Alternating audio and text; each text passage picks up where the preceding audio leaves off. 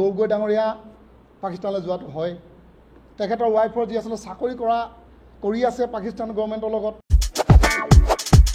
অখিল গগৈ ডাঙৰীয়া দিনত শুই উঠি কাক গালি পাৰে কোনো ক'ব নোৱাৰে, সেইদিনা কাক সমালোচনা কৰিব কোনো ক'ব নোৱাৰে।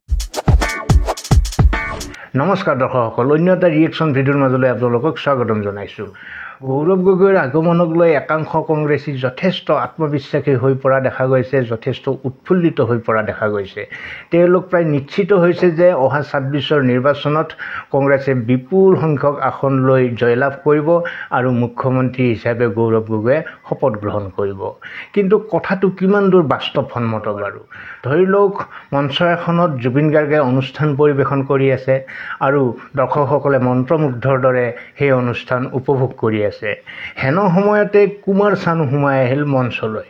তেনে ক্ষেত্ৰত নিশ্চিতভাৱে দৰ্শকসকলৰ দৃষ্টি কুমাৰ চানুলৈ যাব আৰু কুমাৰ চানুৰ প্ৰতি আগ্ৰহী হৈ পৰিব খন্তেকৰ বাবে দৰ্শকসকল।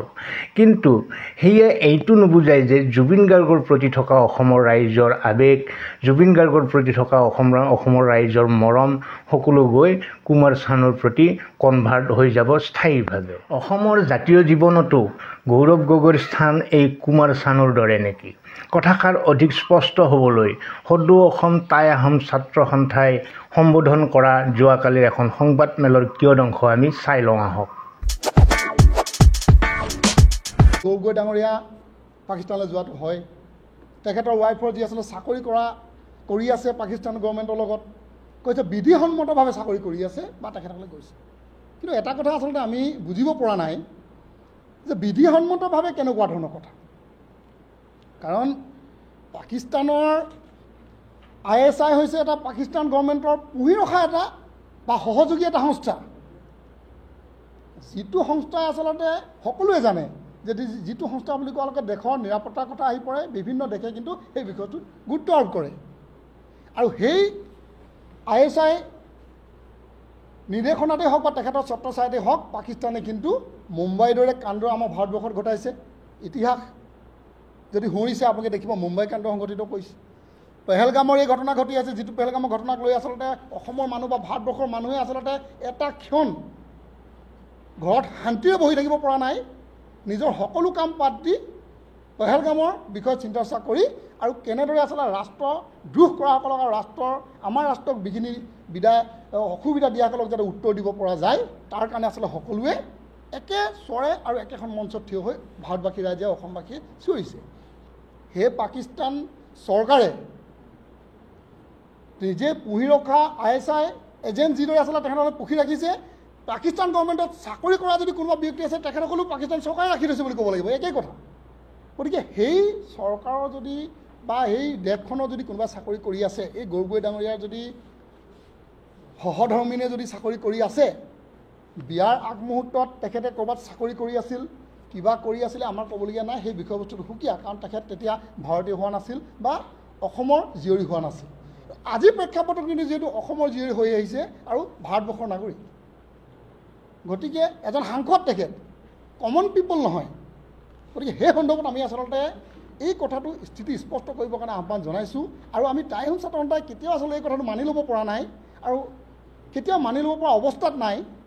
আৰু কেৱল টাই আহোম ছাত্ৰ সন্থাই নহয়, অসমীয়া হওক বা ভাৰতীয় লোকে এই কথা মানি নলয় যে কোনোবা এখন বিদেশী ৰাষ্ট্ৰৰ চাকৰি কৰি থকা, য'ত নেকি ISIৰ দৰে এজেণ্ট এটা সংস্থা পুহি ৰখা দেশখনত চাকৰি কৰি থকা কোনোবা এগৰাকী ব্যক্তি আচলতে বা কোনোবা এগৰাকী নাৰীয়েই হওক, তেখেতে ভাৰতত আহিলে আচলতে বৰ্তমান থাকিব আৰু ইয়াৰ সাংসদৰ পত্নী হ'ব, এই বিষয়বস্তুটো আচলতে মানি ল'ব পৰা নাযায়। কাৰণ সেই ISI কথাটো কোৱাৰ লগে লগে আমাৰ গা শিয়ৰি উঠে। মই ইতিমধ্যেই কৈছোঁ যে মুম্বাইৰ কথা কোৱা হৈছে, মুম্বাইৰ কথা মনত পৰিলে গা শিয়ৰি উঠে। পেহেলগামৰ কথা কোৱা হৈছে। তাতোতকৈ ডাঙৰ আৰু সবাতোতকৈ ডাঙৰ বিষয় যদি আপোনালোকে আজি উপলব্ধি কৰি চায়, আমি টাই আহোম ছাত্ৰ সন্থাই আচলতে জনাব বিচাৰোঁ যে কাৰ্গিলৰ যুদ্ধৰ কথা কিন্তু সকলোৱে জানে। কাৰ্গিলৰ যুদ্ধত কেপ্টেইন জিণ্টু গগৈক নজনা মানুহ ভাৰতবৰ্ষত নাই, হয়তো পৃথিৱীতেই নাই। সেই কেপ্টেইন জিণ্টু গগৈক আচলতে কাৰ্গিলত তেখেতে শ্বহীদ হৈছিল। সেই পাকিস্তানেই কিন্তু তেখেতৰ আচলতে নিধন কৰিবলগীয়া হৈছিল আৰু আজি আমি এজন বীৰ সৈনিক অসমে বা ভাৰতবৰ্ষই হেৰুৱালোঁ, কেপ্টেইন জিণ্টু গগৈ, আহোম জনগোষ্ঠীৰ ব্যক্তি আছে।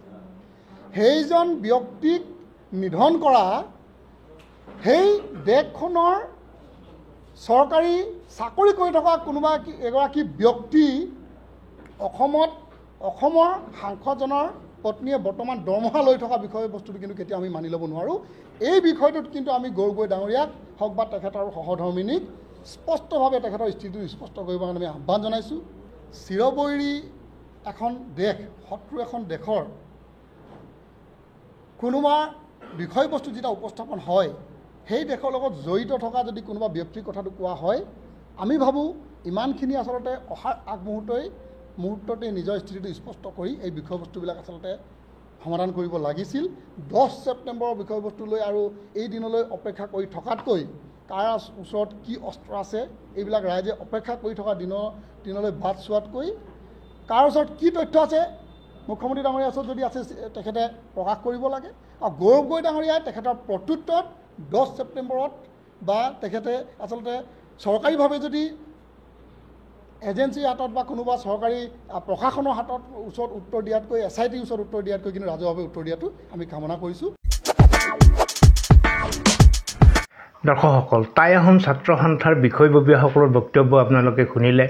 যিটো সময়ত এছামে উজনি নামনি কৰাত লাগি দিছে, যিটো সময়ত এছামে আহোমৰ কাৰ্ড খেলি 26ৰ নিৰ্বাচন পাৰ হোৱাৰ অংক কৰি আছে, তেনে ক্ষেত্ৰত উজনিৰে এটা সংগঠনে, কেৱল উজনিৰে নহয় আহোম সম্প্ৰদায়ৰ এটা ছাত্ৰ সংগঠনে কৰা এনে মন্তব্যই ভৱিষ্যত অসমৰ ৰাজনীতিৰ কাৰণে যথেষ্ট তাৎপৰ্যপূৰ্ণ ইংগিত বহন কৰিছে।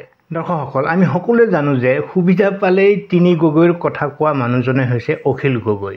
কিন্তু শেহতীয়াভাৱে গৌৰৱ গগৈ কি স্থিতি লৈছে অখিল গগৈৰ ক্ষেত্ৰত, আহক গৌৰৱ গগৈৰ মুখেৰে আমি জানিবলৈ যত্ন কৰোঁ। অখিল গগৈ ডাঙৰীয়া দিনত শুই উঠি কাক গালি পাৰে কোনো ক'ব নোৱাৰে, সেইদিনা কাক সমালোচনা কৰিব কোনো ক'ব নোৱাৰে বা কাক প্ৰশংসা কৰিব কোনো ক'ব নোৱাৰে। এদিন আমাৰ লগত মিত্ৰতা কৰিবলৈ বিচাৰিব, এদিন ক'ব কংগ্ৰেছে আটাইতকৈ দুৰ্নীতি কৰিছে। তো তেওঁ কোনদিনা কি মনত আছে কোনো ক'ব নোৱাৰে। ব্যক্তিগতভাৱে আমাৰ তেখেতৰ লগত কোনো আমাৰ বেয়া ভাৱ নাই, কিন্তু আজি তেওঁ এটা কথা কয়, এসপ্তাহ পিছত কি কয় কোনো ক'ব নোৱাৰে। এইখিনিও প্ৰমাণ আমি যোৱা কিছুদিনৰ পৰা দেখি পাই আছোঁ। বাস্তৱ আমি সেইটোৱে কৈছোঁ, আমি বাস্তৱ কথাটোৱে ক'ব নোৱাৰোঁ। যদি এদিন প্ৰশংসা কৰে, পিছদিনা সমালোচনা কৰে, তেওঁ বাস্তৱত কি বিচাৰে আমি ক'ব পৰা নাই। তেওঁ বাস্তৱ কি বিচাৰে কোনে মই দৰ্শকসকল, গৌৰৱ গগৈৰ বক্তব্য আপোনালোকে শুনিলে। অখিল গগৈক তেওঁ যথেষ্ট তুচ্ছ তাচ্ছিল্য কৰা পৰিলক্ষিত হৈছে। এয়া কিহৰ বাবে হৈছে? আচলতে গৌৰৱ গগৈ অতি আত্মবিশ্বাসী হৈ পৰিছে। এইটো সঁচা কথা যে গৌৰৱ গগৈ নিৰ্বাচনী ৰাজনীতিত তেনেই চালুকীয়া অৱস্থাত আছে। তাৰ পৰিৱৰ্তে এক বিশাল ৰাজনৈতিক অভিজ্ঞতাৰে বিপৰীত পক্ষত থিয় দি আছে মুখ্যমন্ত্ৰী ডক্টৰ হিমন্ত বিশ্ব শৰ্মা।